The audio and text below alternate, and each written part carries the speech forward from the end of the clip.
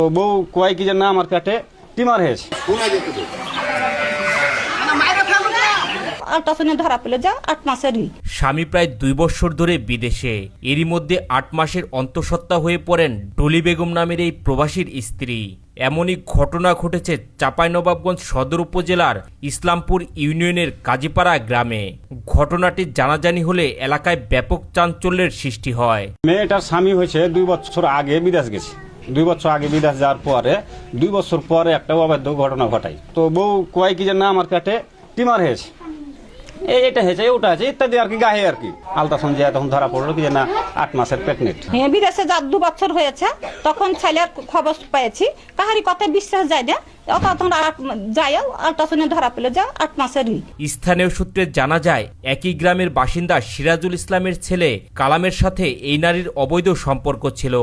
স্বামী প্রবাসে অবস্থান করায় নিয়মিত কালামের সাথে শারীরিক সম্পর্কে জড়াতেন তিনি। শারীরিক সম্পর্কের এক পর্যায়ে অন্তঃসত্ত্বা হয়ে পড়েন। বিষয়টি প্রবাসী স্বামী আনারুল ইসলামের কানে পৌঁছলে পারিবারিক বিরোধ চরম আকার ধারণ করে। পরে আনারুল ইসলাম আদালতের মাধ্যমে ডলি বেগমকে তালাক দেন। সকালে ডাকনু নিম্বারকে গাঁ গ্রামের লোককে যে কি কার এটা কি বলেন তো এটাকার লোক আমার কাকা লাগে ও এসে বললে যে আরে ডলি তোর এটা কার কি করলি? আনারুল তো নাই 2 বছর যাওয়া হয়ে গেল, তো এটা কার কি করলি না তো কইলে কইছে কালামের পেট। ছেলে তো ওখান থেকে বলে কি যে আমি এই মেয়ে আমি কোনো সম্ভব না আমার চালাক। মহিলাকে জিজ্ঞাসা করাইলে কি যে কি সমস্যা, কার সাথে ধরে ঘটনা ঘটলো, তখন একটা ছেলের নাম করলো। ওই ছেলের বাড়িতে গেল, ওই ছেলের বাড়িতে থাকলো। ঘটনার এখানেই শেষ নয়, এক পর্যায়ে এলাকার মেম্বার ও গণ্যমান্য ব্যক্তিবর্গের উপস্থিতিতে প্রবাসী স্বামী আনোয়ারুল ইসলামের অনুমতিতে স্ত্রী ডলি বেগমকে বাড়ি থেকে বের করে দেয়া হয় এবং ডলি বেগমের পরক্রিয়া প্রেমিক কালামের বাড়িতে পাঠিয়ে দেন। প্রথমে কালাম বিষয়টি অস্বীকার করলেও পরে বিষয়টি স্বীকার করেন এবং ডলির পরিবার ও কালামের পরিবার মিলে স্থানীয় কয়েকজন মোড়লের মাধ্যমে 4 লাখ টাকা জরিমানা করে বিষয়টি মীমাংসা করে দেন। এরপর ডলি বেগমের গর্ভে থাকা সন্তান নিঃসন্তান দম্পতিদের দেওয়ার বিষয়ে উভয় পরিবার একটি সম্মতিতে এফিডেভিট করা হয়। ঘটনা ঘটেছে, ধরলেন কি আমরা 5টা মানুষ ডেকে ধরলেন কি বাইর করে দিলাম।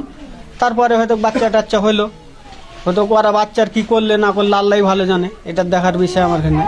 এই যে তারপরে ধরলেন কি আজকে রাত্রে ধাক্কা মাক্কা দিয়ে দরজাতে ভরে চলে। এসব ঘটনার প্রায় 2 মাস পর বৃহস্পতিবার রাতে ডলি বেগমের পরিবার জোরপূর্বক ডলি বেগমকে প্রবাসী আনারুল ইসলামের বাড়িতে রেখে যায়।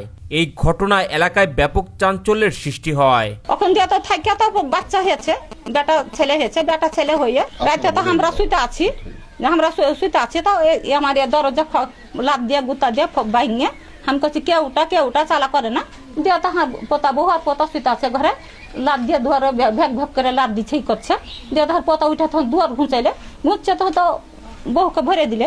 এই ঘটনায় প্রবাসী আনোয়ারুলের ছেলে তুষার আলী বাদী হয়ে চাঁপাইনবাবগঞ্জ সদর মডেল থানায় একটি অভিযোগ দায়ের করেন।